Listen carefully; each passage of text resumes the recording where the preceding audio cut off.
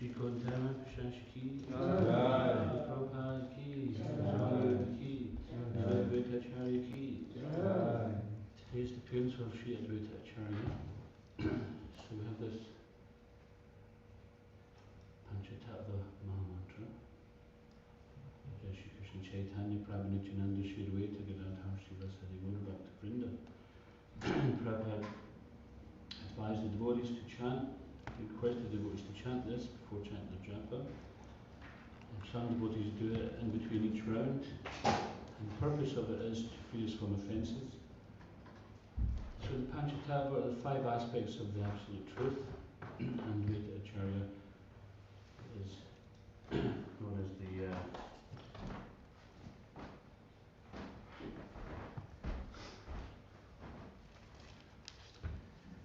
known as sometimes he's known as Mahavishnu, sometimes mentioned as the hero of Mahavishnu.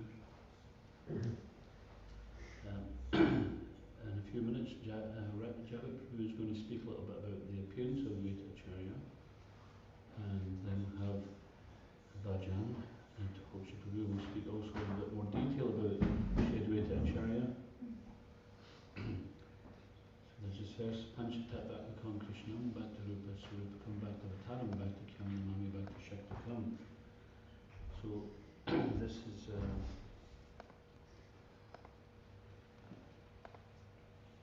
especially in this age of Kali, people who are endowed with sufficient intelligence will worship the Lord, who is accompanied by his associates by performance of Sankirtan Yajna. So Sri Chaitanya Mahaprabhu is always accompanied by his plenary expansion, Sri Nityananda Prabhu, his incarnation, Sri Advaita Prabhu, his internal potency, Sri Gadadhar Prabhu, and his marginal potency, Sri Vas Prabhu. Not Sri Vas Adi. He's not known as Sri Vas Adi, just in case people think that. It's Adi, Gaura Bhakta Vrinda means and the assembled devotees. So Sri Vas. So Advaita Acharya Prabhu is the incarnation of the Lord. And these are the different tattvas or truths, different energies and incarnations of the Lord.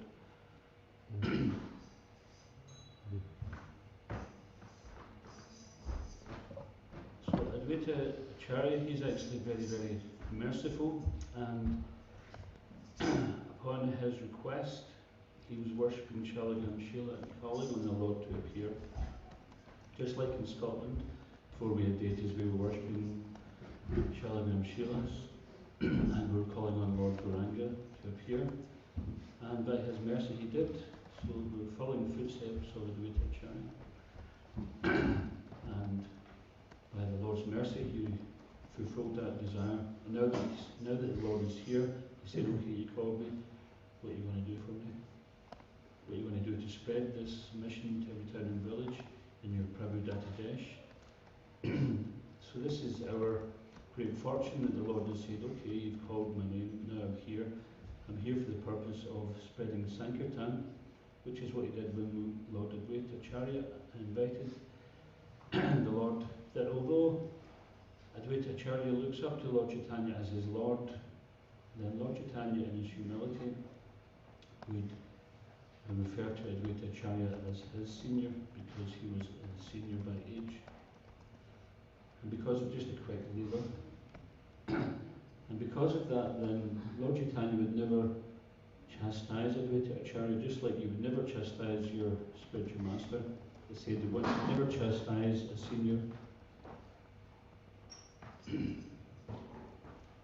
One should never chastise a senior. Sometimes even if they're wrong, then you have to refrain from chastising. It's not the right etiquette. So, but Advaita Acharya was thinking, Lord Chaitanya is being kind to everyone, he's chastising them, which means that he cares about them, he's instructing them, but he never chastises me. So he went out of his way to preach Mayavad philosophy, so that Lord Chaitanya would notice him, and then he did, and he chastised them, and he says, now I know that you love me. So this is a great example. There's also a wonderful pastime of when Lord Chaitanya wanted to go to Vrindavan, And the devotees didn't want him to go there, so they just told him that, yeah, this is the Yamuna, it was actually Ganges, and somehow or another he thought he was on his way to Vrindavan. He was in such ecstasy. Not like us, we're so spaced out, we don't know where we are or what we're doing, but he was in so much ecstasy that he was thinking everything he was seeing in relation to Vrindavan. Okay, children, just settle down. If Advaita Acharya was... So Lord Chaitanya arrived at Advaita Acharya's house, and he realised that he wasn't in Vrindavan, and Advaita Acharya cooked a big feast. It describes in the Chaitanya Charitamrita in great detail what that feast was. And he cooked so much when Lord Chaitanya had seen it, he said, I'm a sannyasi, how can I eat all this? You know, I will be disgraced if I eat like this in a household.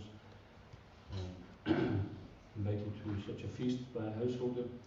And then Lord Nityananda seen it, he said, I've been fasting for 3 days, and today I thought I was going to break my fast, but I see there's hardly a morsel of food here. So some kind of transcendental, insulting exchange between Advaita Acharya and Lord Nityananda took place, where Advaita Acharya called Nityananda Prabhu reject Paramahamsa. So this was actually referring to Lord Nityananda's avadut situation. Avadut means one who is beyond the rules and regulations, not that we can ever think of ourselves to be like that. To imitate an avadut is actually a very, very dangerous thing to do. Sometimes we've seen examples of that, and it never ends right. Never ends good. Never seen any good examples of it. So don't read about these pastimes and think, oh yeah, I'd like to be above the rules. In other words, you want to be below them, you don't want to follow them. To be above them means you must be following them, and so on. So anyway, Advaita Acharya called him a reject Paramahamsa. So this was actually, on the external, it seemed like an insult, but actually it was a great glorification, because Lord Nityananda, he is not fixed by any caste.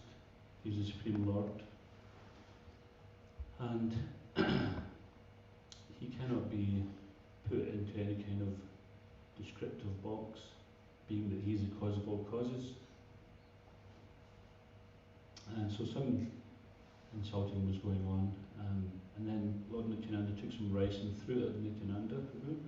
And when the rice touched, when Lord Nityananda threw it at Advaita Acharya, then when it touched his body, then Advaita Acharya was dancing in ecstasy. And he considered himself to be greatly fortunate. And Prabhupada said that we cannot understand these pastimes, so we can only read about them and be purified by them. If Prabhupada says we cannot understand it, then take it that we cannot understand it. So many wonderful pastimes with Advaita Acharya, and by his mercy Lord Chaitanya appeared, and therefore we are all sitting here today chanting Hare Krishna, because the Lord came to spread the Yuga Dharma. Advaita Acharya was so concerned for the living entities in Kali Yuga, seeing that everybody was so fallen and that things are just going to get worse. And Prabhupada was saying that also we should try to get out in this lifetime, go back to Godhead, because coming back another lifetime things are only going to be worse. It's going to be more difficult to be a devotee. So don't put it off. This is what Prabhupada was saying. And we have no greater fortune than what is before us right now. We have Prabhupada's books, we have the Holy Name, we have devotional service, association of devotees. Even under lockdown, we can associate with so many devotees online. So take advantage of this Sankirtan movement, which came by the mercy of Advaita Acharya, and Lord Chaitanya came and gave this chanting the Holy Name. And this is meant for the deliverance of all living entities in Kali Yuga, and we have no greater fortune than what we have here and now. So take advantage of that. Don't think it's going to get any better somehow. It is no better than what it is. It is a movement for propagating the chanting of the Holy Name. So we'd now like to invite His Grace speak a little bit about the appearance of Sri Advaita Acharya. Sri Advaita Acharya Guru Ki.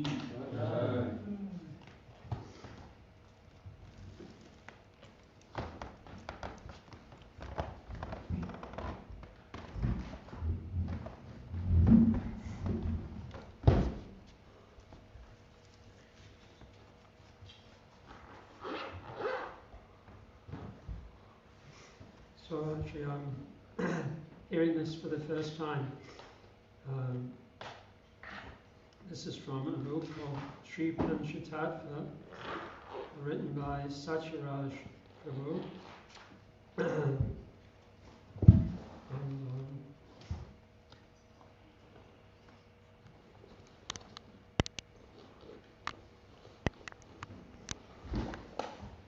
So I'll just read it as it appears here. It starts with a prayer to Sri Advaita Acharya. Nistarita Shisha Janam Dayalum Premamrita Vidar Parimagna Chitam Chaitanya Chandra Dritam Achitam Tam Advaita Chandram Shirasanamami. I offer my obeisances unto the merciful Sri Advaita Chandra, whose heart is inundated by the ocean of prema. He delivers infinite numbers to his devotees and is honoured and worshipped by Sri Chaitanya Chandra. The life of Advaita Acharya has been the subject of several texts, such as Laudia Krishna Das's Balya Leela Sutram and Ishan Nagara's Advaita Prakash. Ishan Nagara was a direct disciple of Advaita Acharya. There are also brief references to his life in Mahaprabhu's biographies and in later works of the Vaishnava Acharyas. Tradition holds that Labhadevi, or alternately Navadevi, Advaita Acharya's mother, once had a dream in which Lord Sadashiva, the original form of Shiva, foresaw the wicked age of Kali, the age that destroys all godly qualities in man. As her dream progressed, she saw Sadashiva become filled with compassion, and in this state he decided to go to the shore of the causal ocean, where Mahavishnu lies in mystic slumber, and beseech the Lord for his mercy. Realizing that Vishnu responds to the sacrifices of his devotees, he decided to perform severe austerities for 700 years on behalf of humanity. Seeing Sadashiva in his mood of compassion for the suffering masses, Lord Mahavishnu appeared to him and spoke, "My dear Sadashiva, why are you trying to please me with difficult austerities? You and I are one." Sadashiva replied, "My dear Lord, unless you empower me to save mankind in the age of Kali, how can I do it? Hearing this question, Mahavishnu embraced Sadashiva, and by their shared compassion they took one form. This manifestation would appear on earth as Sri Advaita Acharya. As Labhadevi's dream continued, she saw Yama, the Lord of Hell, approach the Lord and say, "My dear Lord, if you descend in the age of Kali as Advaita Acharya to deliver everyone, then there will be no more work for me. There will no longer be sinners for me to punish in hell." The Lord consoled Yama, saying, "My dear Yama, do not worry. All those wicked people who purposefully try to avoid the nectarian wave of divine love that will inundate the people of Kali, the impersonous fruit of workers, false logicians, offenders, and atheists, they will still be available for you to take to hell." With this assurance from the Lord, Yamaraj was satisfied and returned to his abode. After this dream, Advaita's mother planned her next day with great appreciation for the Lord in his mysterious ways.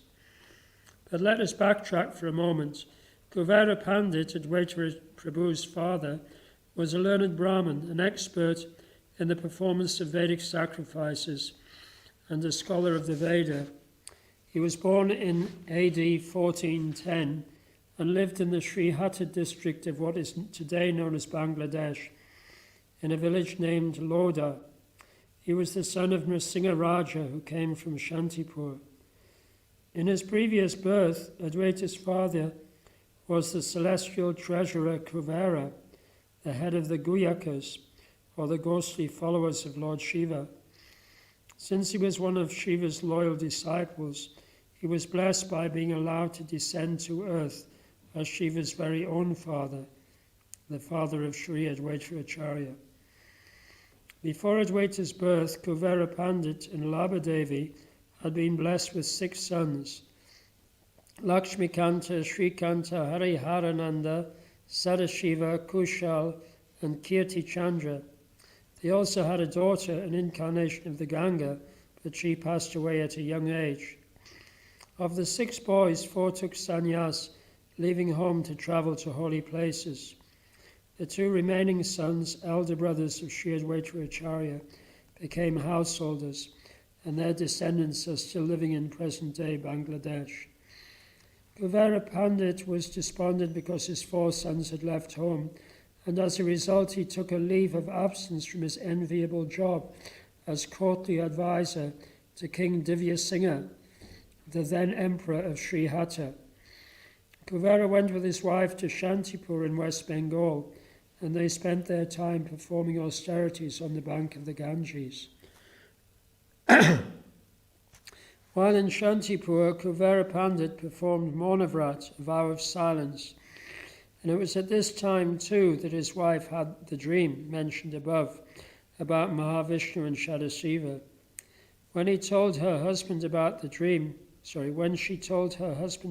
dream, he became elated, thinking that the Supreme Lord himself would descend into his wife's womb.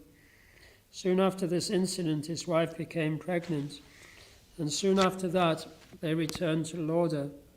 From this moment on, Advaita Prabhu manifested in their minds without cessation, and a divine effulgence radiated from their hearts. Learning of Labhadevi's pregnancy, the people of Sri Hatta eagerly anticipated the appearance of a divine child, and sometime in January or February of 1434, the Lord known as Sri Advaita Acharya appeared.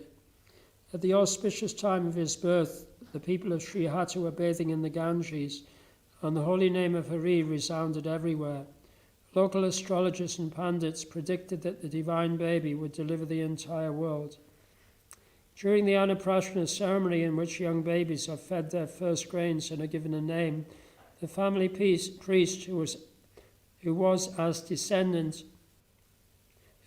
descendant of Shandilya Muni, gave him the name Kamalaksha, lotus-eyed. He was also given the name Advaita. According to the Chaitanya Charitamrita, he was given this name because he is none different from the Lord.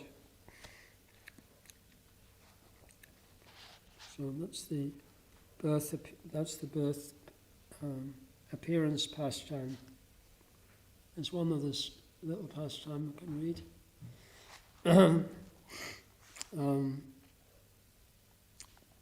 Kamalaksha's childhood, so this is the childhood name of Advaita Acharya.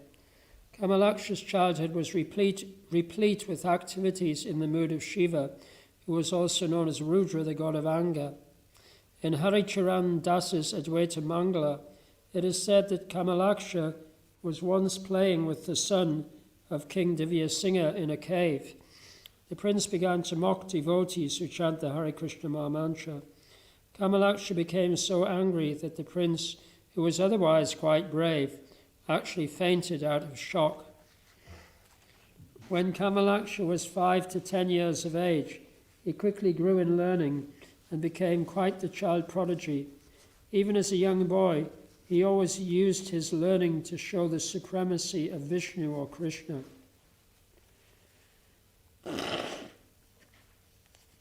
On one occasion, King Divya Singha, who was a devotee of goddess Durga, sent his son with Kamalaksha to visit a Durga temple. Kamalaksha entered the temple in a challenging mood, saying, "Show me your goddess." And when he came before the deity, he refused to bow down. The king's son became offended, and Kamalaksha in turn became so angry that the boy again fell unconscious because of Advaita's intensity. But because Kamalaksha was performing the leela of a little child, he became so frightened that he ran off to hide. Just then, some local village boys went out to look for him, and after some time managed to find him and bring him back to the temple, where the king was waiting with Kuvera Pandit and other leading citizens. The king was naturally upset when he saw his son lying there as if dead, but Kamalaksha quickly remedied the situation by sprinkling Charnamrita, water that had washed Lord Vishnu's lotus feet, over the prince's head. At that point, the prince came back to life. At that point, the prince came back to external consciousness, and all who were present were taken by Kamalaksha's mystic potency and his faith in Vishnu. On another similar occasion, the two boys again went to a Durga temple, this time on the auspicious day of Diwali, when candles are offered to Goddess Durga by all believing Hindus. Kamalaksha again refused to bow down to Durga, and the prince again became disturbed, calling for Kamalaksha's father. When Kuvera Pandit arrived, he had a discussion with his son on the subject of demigod worship, reminding him that even Lord Ram had worshipped the goddess Durga to get his kidnapped wife, Sita Devi, back. To this, Kamalaksha politely said, "Dear father, excuse me, but I would like to illustrate the point that you are slightly misled on this subject. Just as a tree is nourished with all its branches, leaves and twigs only when its roots are watered, secondary gods are satisfied only when the primeval Lord Vishnu or Krishna is worshipped." He continued, "As the chikora bird can only live on moonlight, I can only worship Lord Vishnu or Krishna." Just then, the Durga image on the temple altar burst into pieces, and the goddess came out of it, illuminating the 10 directions. A mystical voice then filled the room, proclaiming, "The husband will never bow down to the wife." In this way, Durga indicated that the boy Kamalaksha was none other than Durga's husband, Lord Shiva. After the goddess spoke in this way, the king understood that he had committed an offense, and that Kamalaksha was Shiva himself. Feeling ashamed, the king offered appropriate prayers to the Lord, and then Kamalaksha warned the king that his son was mocking the Vaishnavas, and that he, the king himself, was a demigod worshipper, which was a sign of ignorance. "Durga is merely Krishna's maidservant," Kamalaksha told the king. "She is merely his external energy, whose job it is to bewilder everyone with materialistic illusion, and so by worshipping her your kingdom can never flourish." The king acknowledged that this was true and continued to praise Kamalaksha with chosen prayers. Kamalaksha, satisfied with the king's prayers, placed his feet on the king's head and requested him to chant the holy names of Krishna. The king became a Vaishnava and established a large Krishna temple in his kingdom. He also arranged for elaborate festivals on Vaishnava holidays, and ultimately he took initiation from Kamalaksha, who gave him the name Krishnadas Brahmachari. Okay, I'll stop there.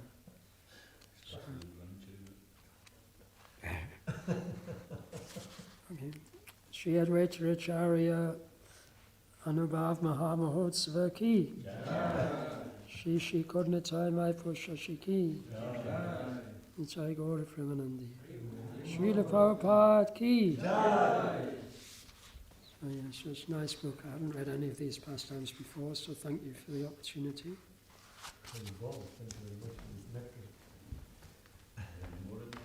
Sorry? More pastimes, yeah.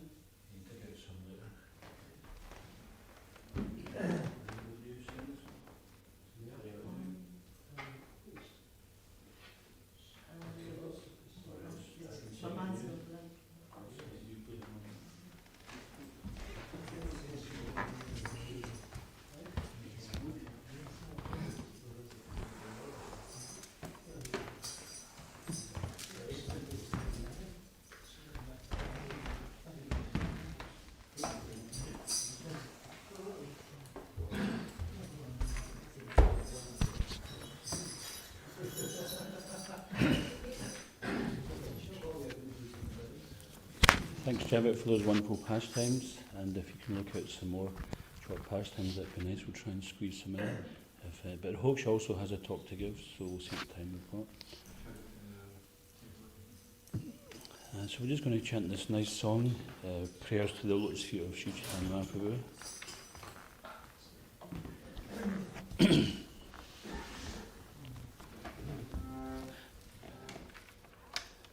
Which key can you play it in best?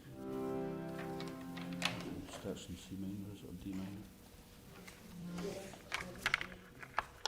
Shri Krishna Chaitanya Prabhu Daya Koro More.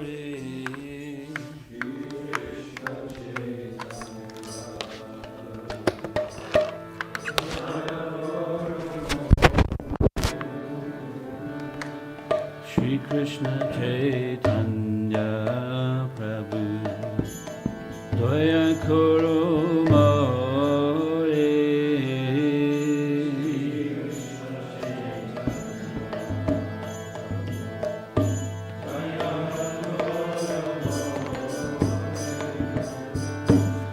Toma bina kidoyalu jagata samsare.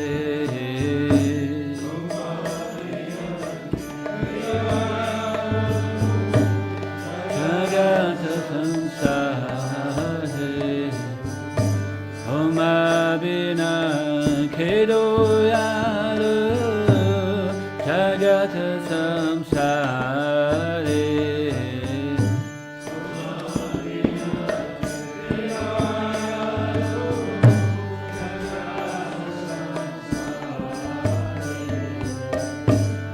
Patita pavana hetu tavavatara.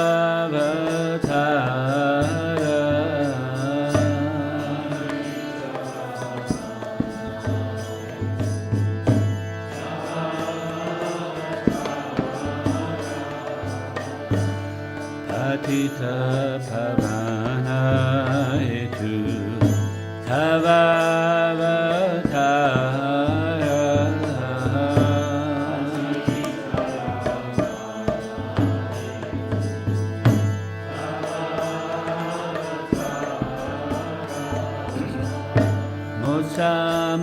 Samapatita Prabhu Napadeyara.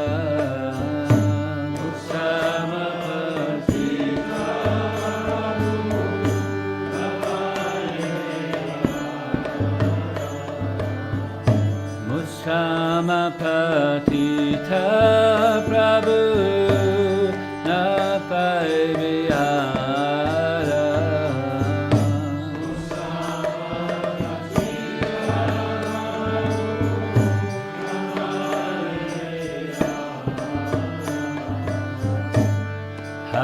Prabhu Nityananda Premananda Sukhi.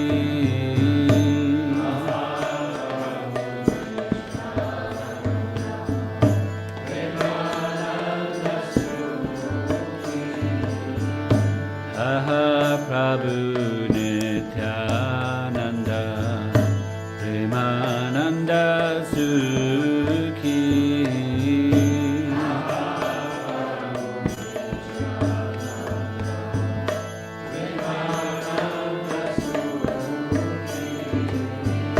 Kripabalokana koro ame boro dukhi.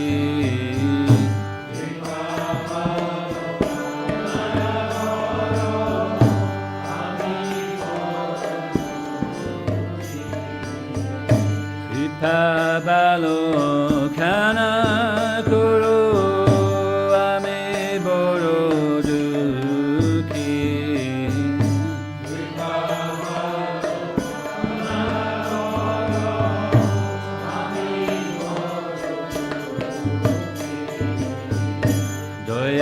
Koro Sitapati Advaita Gosai.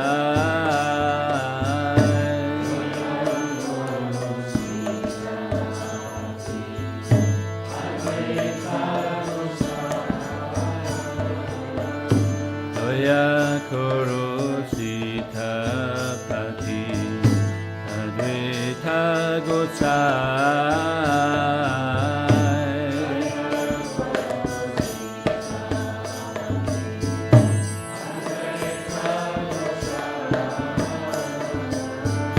Tava Kripa Bali Pai Chaitanya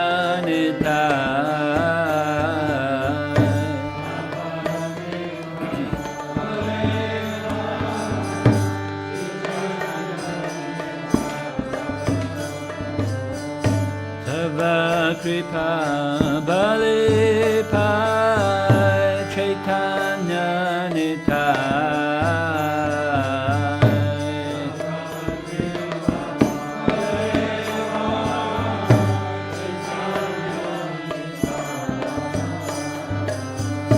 Aha Swarup Sanatana Rupa Raguna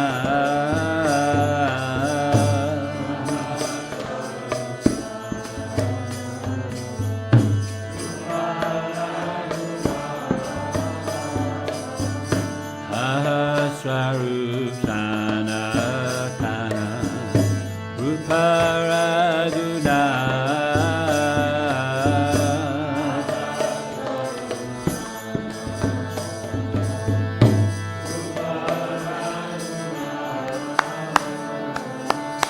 Bhatta Juga Sri Jiva Prabhu Lokana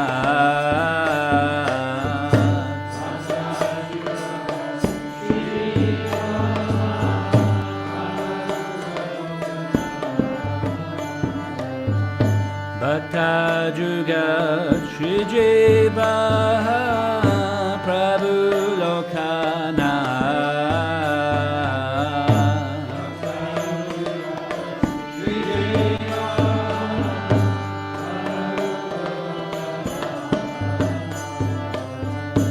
Doya Koro Shri Acharya Prabhu Srinivas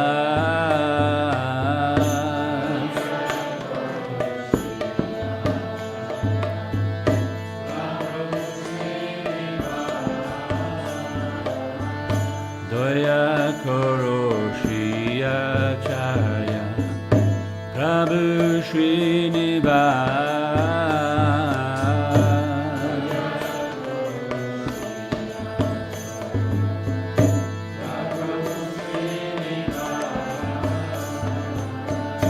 Ramachandra Sangha Magi Narottama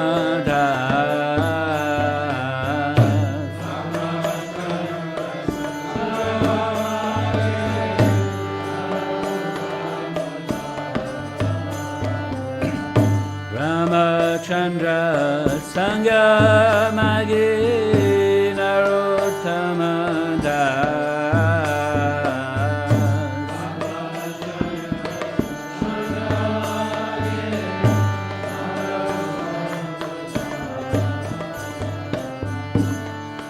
Krishna Chaitanya Prabhu Doya Koro More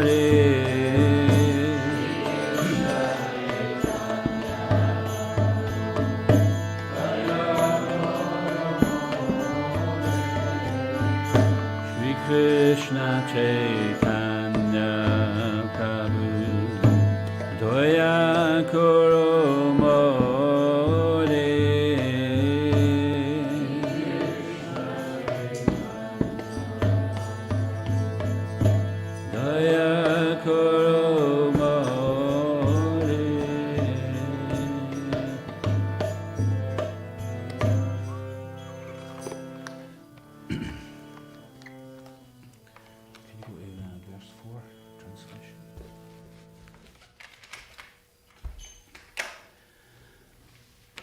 So we're particularly interested in this verse here. Doya Koro Sita Pati Advaita Gosai Tava Kripa Bali Pai Chaitanya Nitai.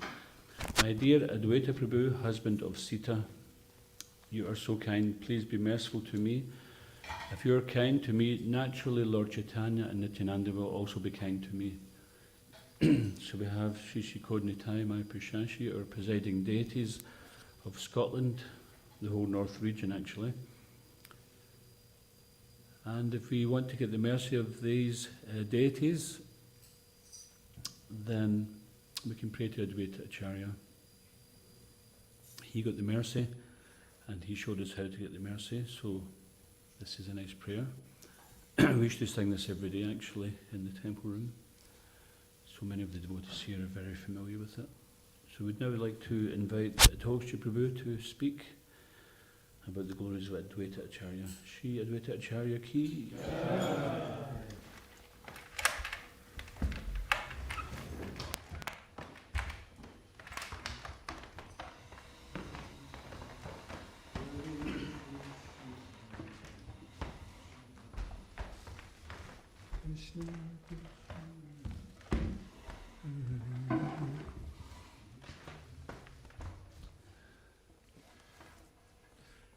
Jai Jai Shri Chaitanya Jaya Nityananda Jai Advaita Chandra Jaya Gaura Bhaktarinda. So this is Bengali, this is Adi Leela, chapter 6, text 86. Chaitanyera Dasa Muni, Chaitanyera Dasa, Chaitanyera Dasa Muni, Tanra Dasera Dasa.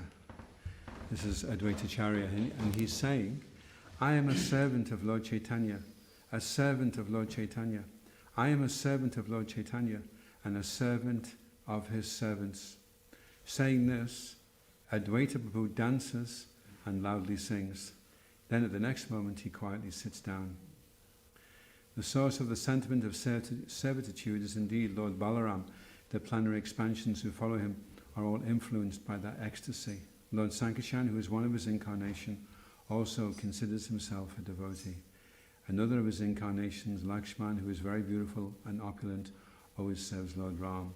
The Vishnu who lies on the causal ocean is an incarnation of Lord Sankishan, and accordingly the emotion of being a devotee is always present in his heart.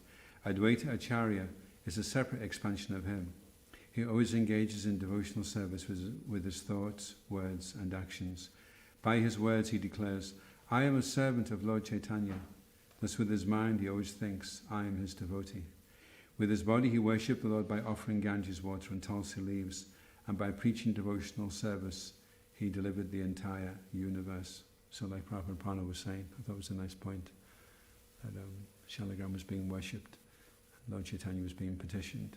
So we were following in the footsteps of Advaita Acharya. So Advaita Acharya is showing you the formula for inviting Lord Chaitanya. Shesha Sankishan, who holds all the planets on his heads, expands himself in different bodies to render service to Lord Krishna. These are all incarnations of Lord Krishna. Yet we always find that they act as devotees. So generally in the material world everyone's trying to be God, and in the spiritual world everyone's trying to be a servant. So we can take it from that it's better being a servant than it is being God. The scriptures call them incarnations as devotees, Bhakta Avatar. The position of being such an incarnation is above all others. Prabhupada Srila Prabhupada Ki Jai. The Supreme Personality of Godhead appears in different incarnations, whereas appearance in the role of a devotee is more beneficial to the conditioned souls than the other incarnations with all their opulences. Sometimes the conditioned soul is bewildered when he tries to understand the incarnation of Godhead with full opulence. Lord Krishna appeared and performed many uncommon activities, and some materialists misunderstood him, but in his appearance as Lord Chaitanya, he did not show much of his opulences, and therefore fewer conditioned souls were bewildered. Misunderstanding the Lord, many fools consider themselves incarnations of the Supreme Personality of Godhead, but the result is that after leaving the material body, they enter the species of jackals. Persons who cannot understand the real significance of an incarnation must attain such lower species of life as punishment. Conditioned souls who are puffed up by false egoism and who try to become one with the Supreme Lord become Mayavadis. So the point is made over and over again throughout the next few texts that the position of being a devotee is higher. than that of equality with Lord Krishna, and for the devotees are dearer to Lord Krishna than his own self. Lord Krishna considers his devotees greater than himself. In this connection, the scriptures provide an abundance of evidence. So this is Krishna speaking to Uddhava. O Uddhava, neither Brahma, nor Shankara, nor Sankashan, nor Lakshmi, nor even my own self is as dear to me as you. That's from the Bhagavatam 11:14-15. The sweetness of Lord Krishna is not tasted by those who consider themselves equal to Krishna. It is to be tasted only through a sentiment of servitude. This conclusion of the revealed scriptures is also the realization of experienced devotees. Fools and rascals, however, cannot understand the opulences of devotional emotions. Baladev, Lakshman, Advaita Acharya, Lord Nityananda, Lord Shesha, and Lord Sankashan taste the nectarian mallows of the transcendental bliss of Lord Krishna by recognizing themselves as being his devotees and servants. They are all mad with that happiness, and they know nothing else. So, in the pastimes with Lord Chaitanya and Advaita Acharya, there's a tug of war going on, that each one is trying to serve the other one and trying to worship the other one. And Advaita Acharya doesn't like being worshipped, and Lord Chaitanya doesn't like being worshipped, and they're both trying to show each other respect. So there's a transcendental competition going on, which is entirely the opposite of what's going on in the material world. Everyone there is trying to lord it over the other one, and they're all fighting for a position to be higher. But it's a perverted reflection of what's going on in the spiritual world, where they're all fighting to be lower and serve each other. He tries to taste his own sweetness, but he cannot do so without accepting the emotions of a devotee. Therefore, Lord Krishna accepted the position of a devotee and descended in the form of Lord Chaitanya, who is complete in every respect. He tastes his own sweetness through the various emotions of a devotee. I have formally explained this conclusion. All the incarnations are entitled to the emotions of devotees. There is no higher bliss than this. So it would be to deny the incarnations, to not allow them to have the emotions of devotees.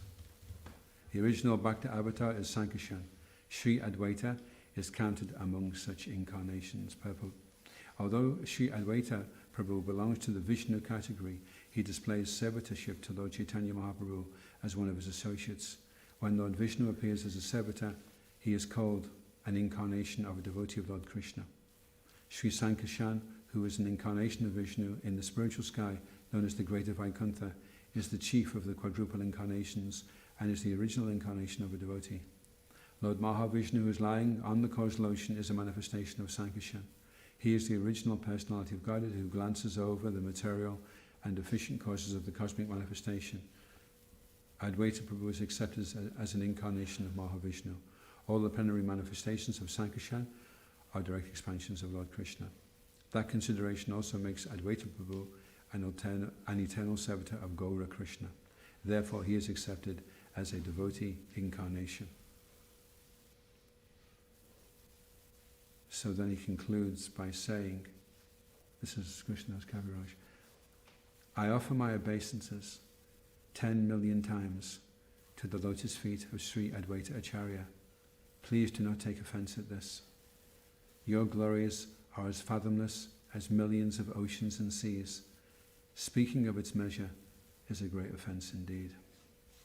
Sri Advaita Acharya Prabhu Ki Gaur Premanandi Haribol.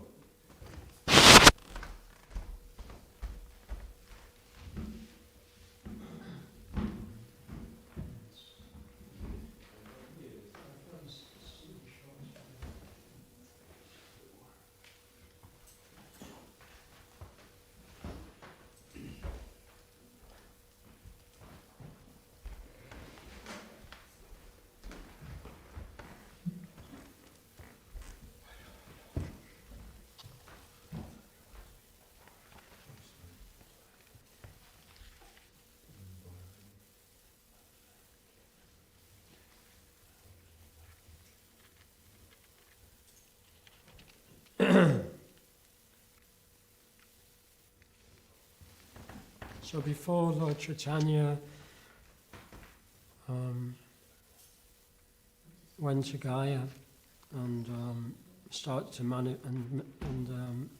took initiation from Ishvara Puri and started to manifest his true identity as non-different from Lord Krishna. Then Advaita Acharya was actually considered the Acharya of many of the senior Vaishnavas in Navadvip and in other parts of Bengal. So it's described that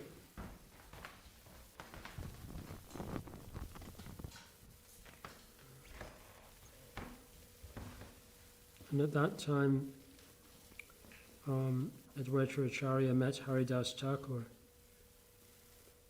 So it's described here. Then Advaita Prabhu met Haridas Thakur, the Muslim-born devotee, who was fully devoted to chanting the holy names of Hari, and they became great friends. Advaita built a dwelling for Haridas in a cave and personally trained him in the philosophy of Krishna consciousness. The respect that these two pure devotees felt for each other cannot be described. Together they organized Sankirtan in Navadvip before Mahaprabhu came to work with them.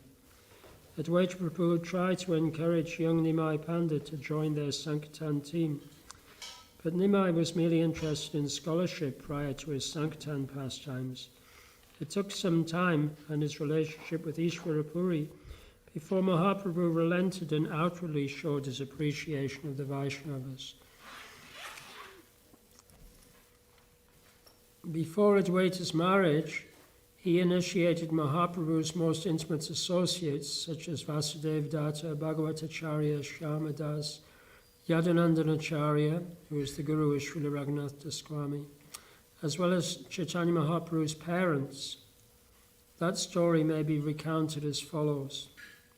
When baby Nimai refused his mother's breast milk, all of the town's physicians were brought in. The boy would not eat, and everyone feared that he might get sick. When nothing alleviated the boy's condition, Jagannath Mishra and Mother Sachi called for Advaita Acharya, for it was known that he had spiritual knowledge and could possibly help little Nimai. Advaita Prabhu's analysis of the situation: Nimai, setting the example of the perfect devotee, will eat only prasadam, food offered to Krishna with love and devotion. Mother Sachi was uninitiated, therefore her breast milk was considered unoffered. It was not properly considered prasadam. Therefore Nimai would not take her breast milk, but would instead only cry until the situation was corrected. The resolution to the dilemma, said Advaita, was to quickly initiate both Mother Sachi and her husband Jagannath into the chanting of the Hare Krishna Maha Mantra. Then he said Nimai would drink her milk. Sure enough, when the initiation was complete, little Nimai drank sumptuously, and all of Navadvip felt great relief.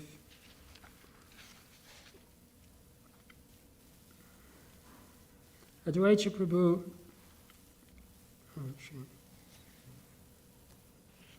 and then the next is the pastime of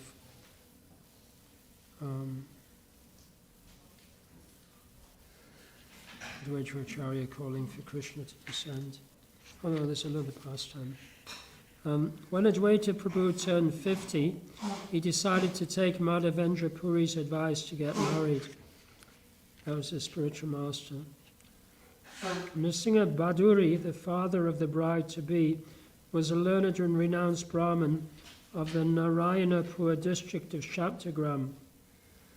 His daughter Sita was like the goddess of fortune, and according to tradition, she was an incarnation of Yogamaya, the mystic potency of the Lord.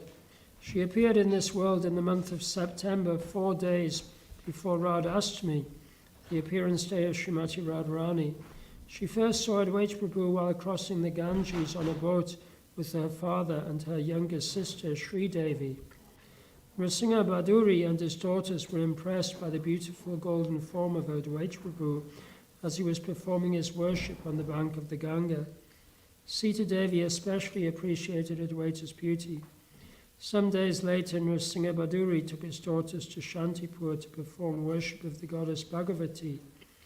Sita Devi's eyes met Advaita's and they admired each other once again. Shyamadas then suggested the idea of a wedding to Nrsimha Baduri. Your daughter is actually Yogamaya, and Advaita is God himself. How can anyone ever conceive of a better match? The bride was given away at Puliagat on the bank of the Ganges. Later, Nrsimha Baduri gave his younger daughter, Sri Devi, in marriage to Advaita as well. Advaita Prabhu initiated his two young wives, just like Purnamasi Yogamaya gave initiation to the two young dutis, girl messengers of Radha and Krishna, Veera and Vrinda. He then gave them instruction in Vaishnava Siddhanta, and gradually he told them about and gave them entrance into the highest form of meditation, the state of being Radharani's maidservants, mandris. As he grew in years and wisdom, he instructed his disciples more and more in the intricacies of Bhakti Yoga.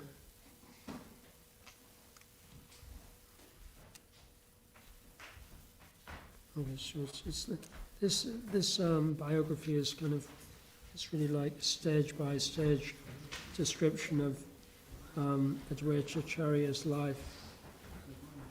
And so now we've come to the pastime of Advaita Acharya calling for the Lord to appear. So are you going to speak on that? Are you going to speak on that? About Advaita Acharya petitioning the Lord to appear. No, we did just speak about it a little. Okay. They invited him, so.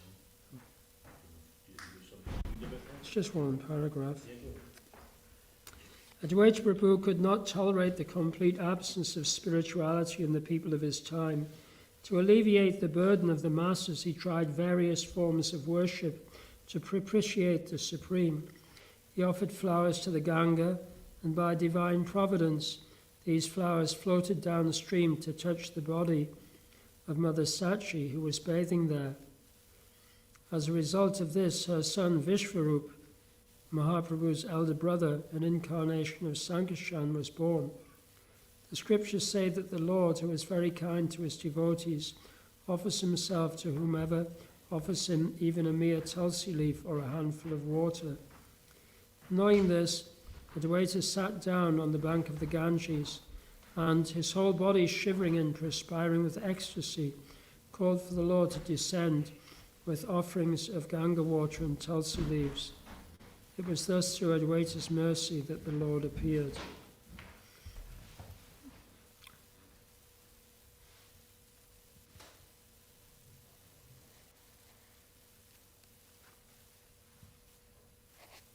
So it doesn't mention any more about that. Yeah. When Mahaprabhu displayed his pastimes in Navadvip, Advaita Prabhu was already settled in Shantipur.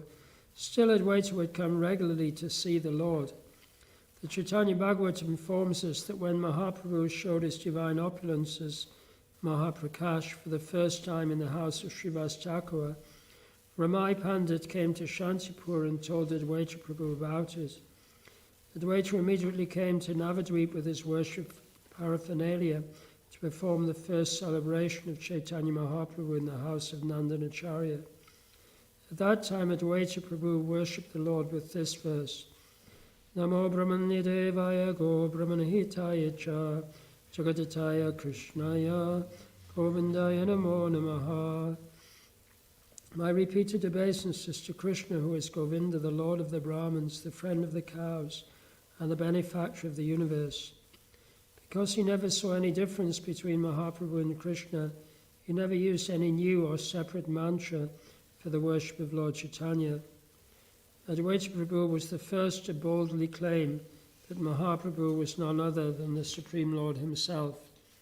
And it was Advaita too who was given the vision of Mahaprabhu as the universal form. Shri Advaita Acharya Ki.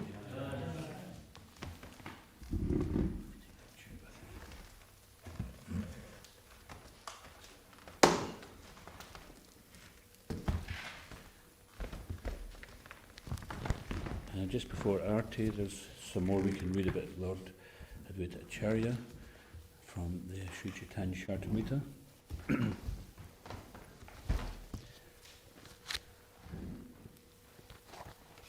So this is from chapter 12, the expansions of Advaita Acharya and Gadadhar Pandit.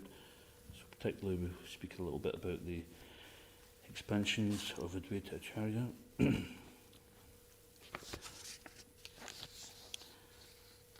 Quick summaries. Bhaktivinoda Thakur gives a summary of the 12th chapter of Adi Leela in his Amrita Pravahabhasya. This 12th chapter describes the followers of Advaita Prabhu, among whom the followers of Achyutananda, the son of Advaita Acharya, are understood to be the pure followers who received the cream of the philosophy. Sri Advaita Acharya enunciated. Other so-called descendants and followers of Advaita Acharya are not to be recognized.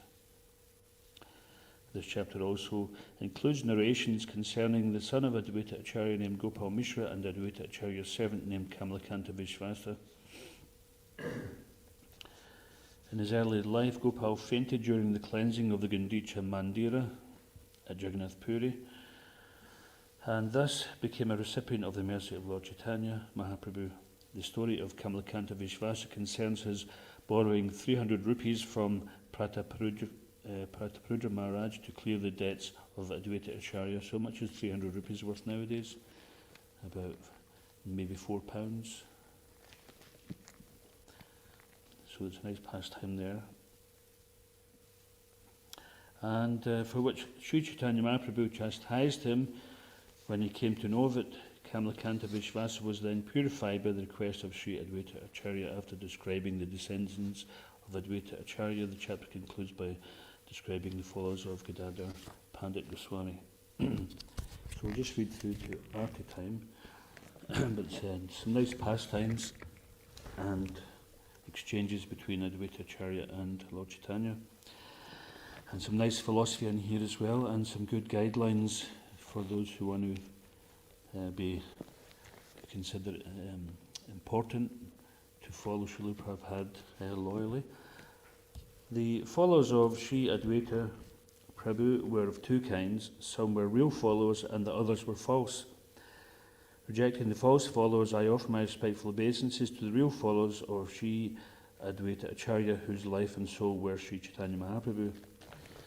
So it's interesting, even getting the personal association of Advaita Acharya, still someone found an opportunity to deviate.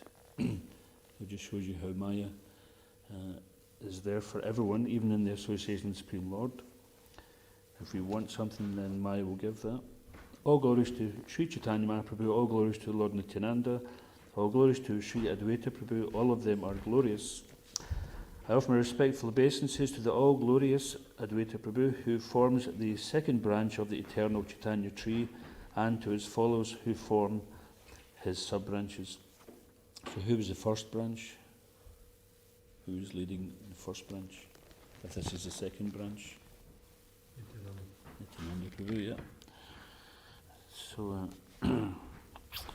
Sri Advaita Prabhu was the second big branch of the tree. There are many sub-branches, but it is impossible to mention them all. So that would be the Gaura Bhakta Vrindas, the unlimited or Anantakoti Vaishnavas, unlimited devotees. Sri Chaitanya Mahaprabhu was also the gardener, and he poured the water of his mercy on the tree. All the branches and sub-branches grew day after day. The fruits of love of Godhead that grew on those branches of the Chaitanya tree were so large that they flooded the entire world with love of Krishna. As the trunk and the branches were watered, the branches and sub-branches spread lavishly, and the tree grew full with fruits and flowers.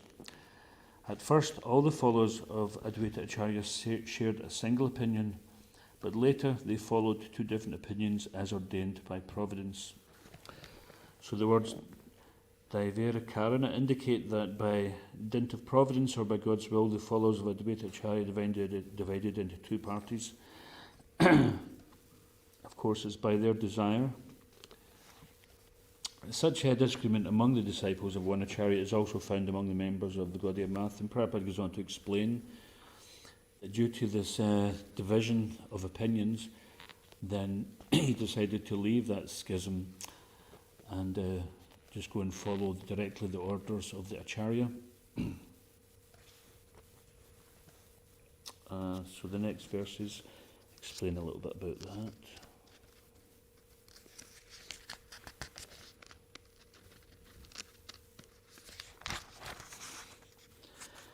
Some of the disciples strictly accepted the orders of the Acharya, and others deviated, independently concocting their own opinions under the spell of Daivi Maya. So this is in the purport, this verse describes the beginning of a schism. When disciples do not stick to the principle of accepting the order of their spiritual master, immediately there are two opinions. Any opinion different from the opinion of the spiritual master is useless. One cannot infiltrate materially concocted ideas into spiritual advancement. That is deviation. There is no scope for adjusting spiritual advancement to material ideas. So here Srila Prabhupada makes it very clear to keep us safe on the path of following in his footsteps. Sometimes Prabhupada would chastise disciples if they became too intelligent. They start to second guess the spiritual master or start to instruct him in some way. Say, oh, you become so intelligent now that you can instruct the spiritual master. And some devotees would accept this chastisement, and others were just too intelligent to accept it and became the victim of their own opinion. So Prabhupada is showing here, and history is showing also, that those who stick steadfastly to the instructions of the spiritual master, not deviating from that, not developing a separate opinion, or in other words, not following their rambling mind, then they attain the great fortune which the spiritual master is bestowing. And then the others, they're in the hands of the material energy. So the order of the spiritual master is the active principle in spiritual life. Anyone who disobeys the order of the spiritual master immediately becomes useless. So that is known as asara, or useless. Here is the opinion of Srila Krishnadas Kaviraj Goswami. Persons who strictly follow the orders of the spiritual master are useful in executing the will of the Supreme, whereas persons who deviate from the spiritual master are useless.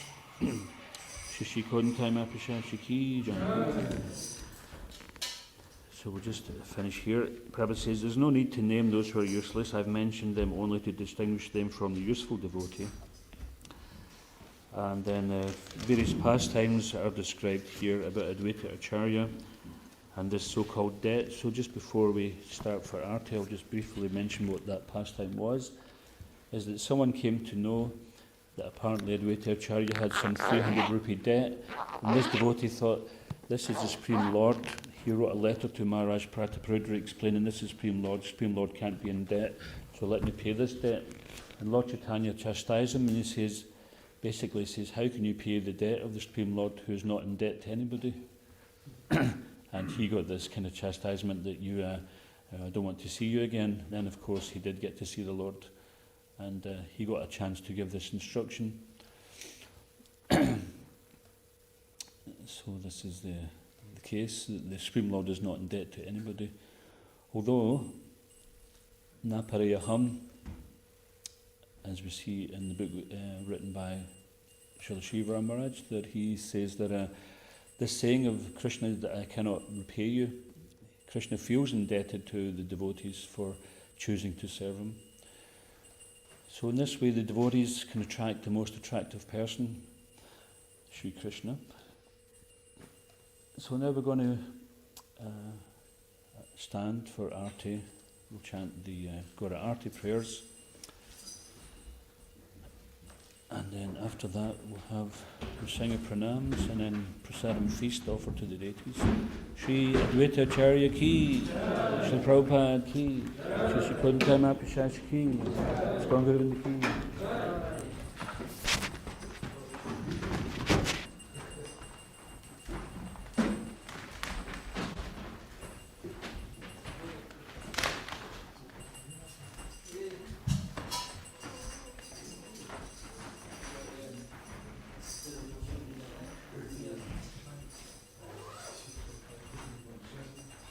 Keep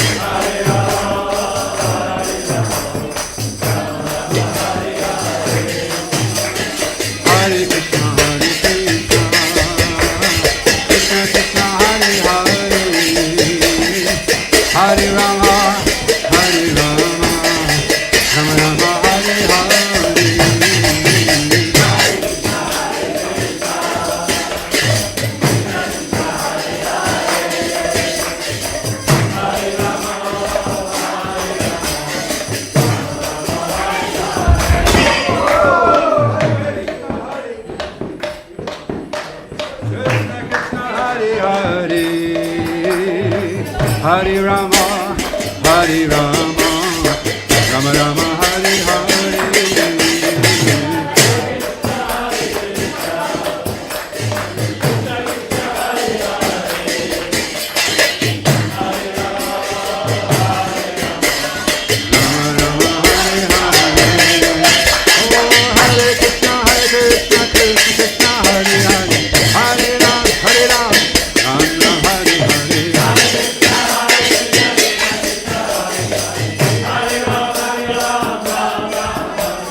Hare Krishna, Krishna Krishna, Hare Hare, Hare Ram, Ram Ram, Hare Hare. Hare Krishna, Krishna Krishna, Hare Hare, Hare Ram, Ram Ram, Hare Hare.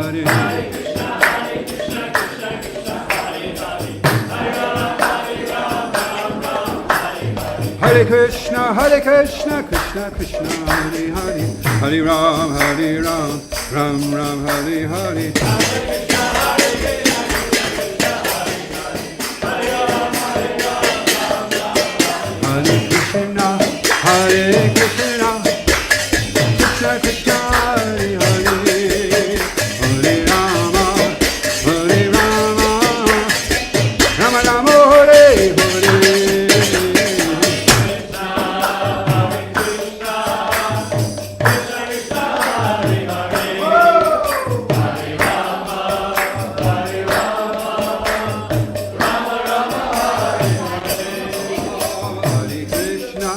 Hare Krishna, Krishna Krishna, Hare Hare, Hare Rama,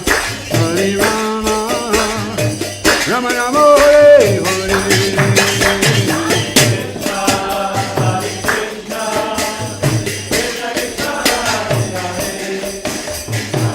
Hare. Hare Rama, Hare Krishna, Hare Krishna, Krishna Krishna, Hare Hare, Hare Rama, Rama Rama, Hare Hare.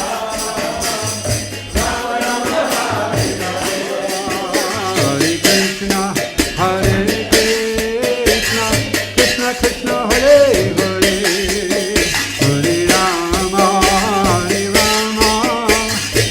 Rama Rama, Hare Hare. Rama, Rama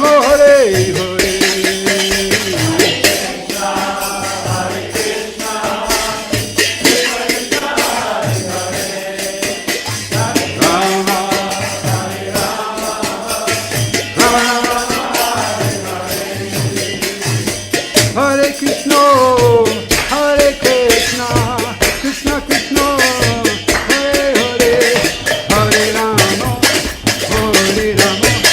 Rama Rama, Hare Hare.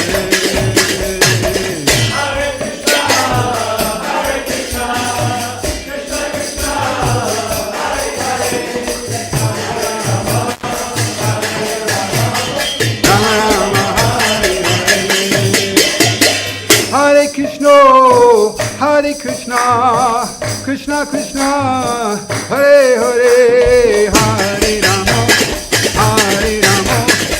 Rama Rama, Hare Hare.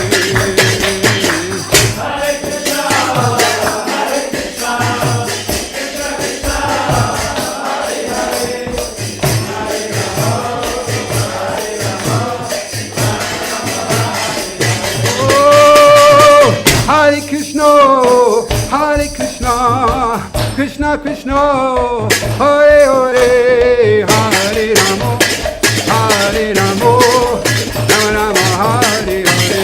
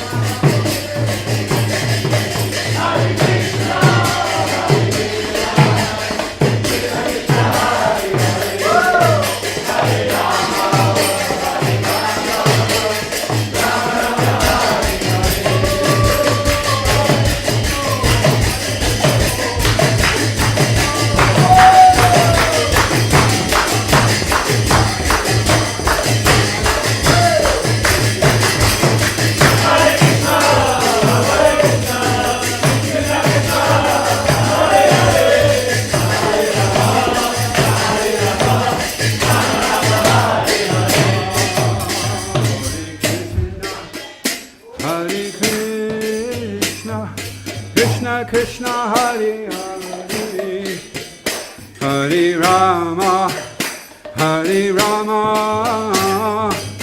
Rama Rama Hare Hare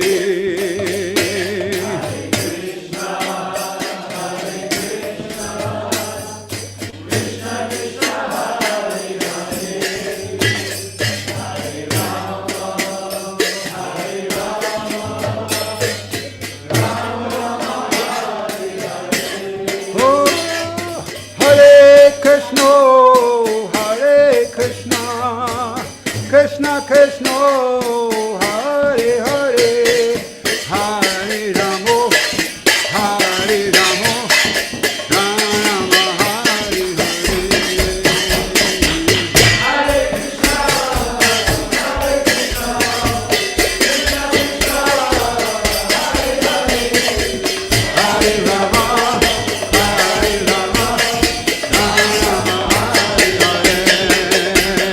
Krishna Hare Krishna, Krishna Krishna Hare Hare, Hare Rama, Hare Rama, Rama Rama Hare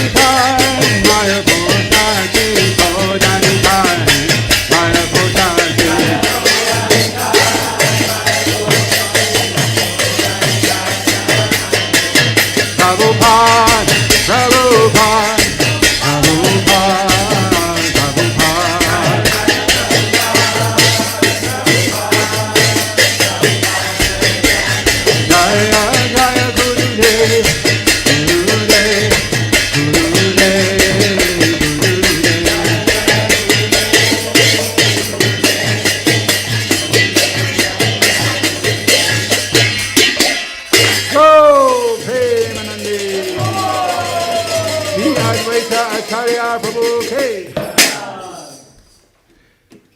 Jayam Vishnupad Paramahamsa Parivrajika Acharya, Ashtatara Shri Srimad His Divine Grace, A.C. Bhaktivedanta Swami, Srila Prabhupada Ki Jai, Ananta Koti Vaishnavinda Ki Jai, Nama Acharya Srila Haridas Thakur Ki Jai, Shri Goswami Prabhupada Ki Jai, Prem Sikoshi Krishna Chaitanya Prabhu Nityananda Sri Advaita Gadadhar Shivasadi Gaura Bhaktivedanta Ki Jai, Shri Radha Krishna Gopa Gopanam Shamakun Radhikun Giri Govardhana Ki Jai, Gangamai Jamunamai Ki Jai, Bhakti Devi Tulsi Devi Ki Jai, Shri Brihatmananga, Shri Harinam Sankirtan Ki Jai, Shri Advaita Acharya Prabhu Ki Jai, Nitai Gaura Premanandi Haribo. All glory is to the assembled devotees, Hare Krishna. All glory is to the assembled devotees, Hare Krishna. All glory is to the assembled devotees, Hare Krishna. All glory is to Sri Guru and Sri Gauranga.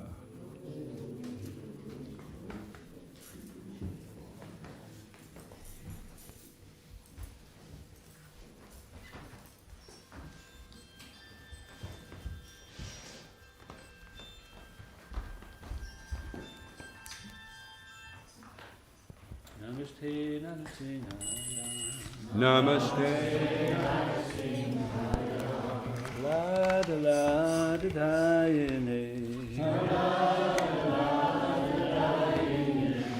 Hiranyakashi Vaksha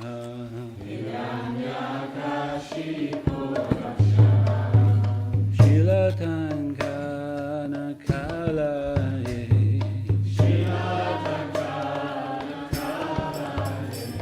Ito Nisinga Parato Nisingho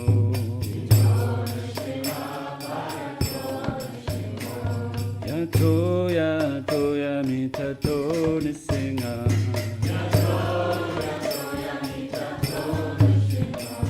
Vahe Nisingho Hridaye Nisingho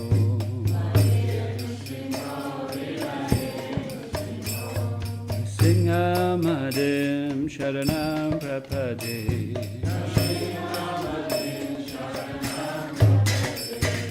Navakara Kamalavade Nakama Dutta Shringa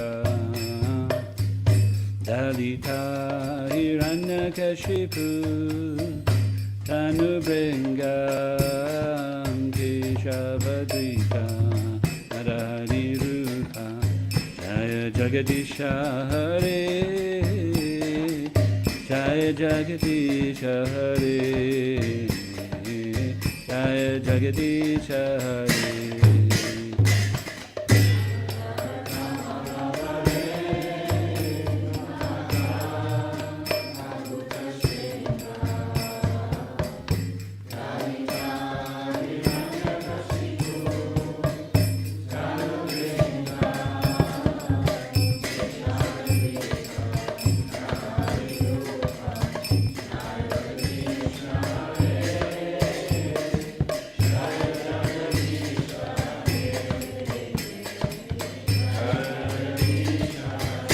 Keshavadrita Narari Rupa Jaya Jagadisha Hare Jaya Jagadisha Hare Jaya Jagadisha Hare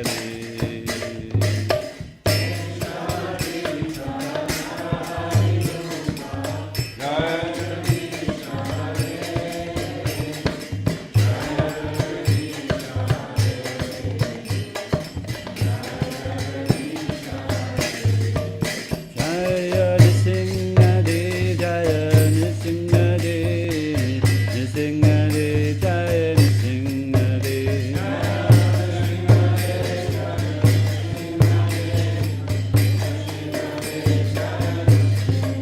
Jaya Prahlad Maharaj Jaya Prahlad Maharaj Prahlad Maharaj Jaya Prahlad Maharaj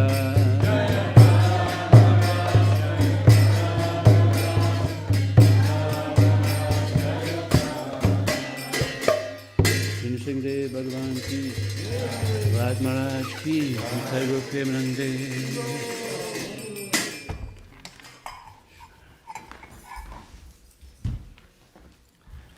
So I'd just like to thank everyone for attending this evening's program online and here in the temple to hear about and glorify Sri Advaita Acharya, the incarnation of the Lord, who brought Lord Chaitanya here for all our benefits. And if you want to know more about Lord Sri Advaita Acharya, you can find out more about in the Chaitanya Charitamrita, particularly the Adi Leela chapter 6 and Madhya Leela chapter 12, I think it is, but you'll find it anyway. Okay, so now prasadam time. ISKCON Govinda ki, Srila Prabhupada ki, Shri Shri Kornitai Mai Pasha ki, Shri Advaita Acharya ki, Vitai Gaur Premanande, Haribo.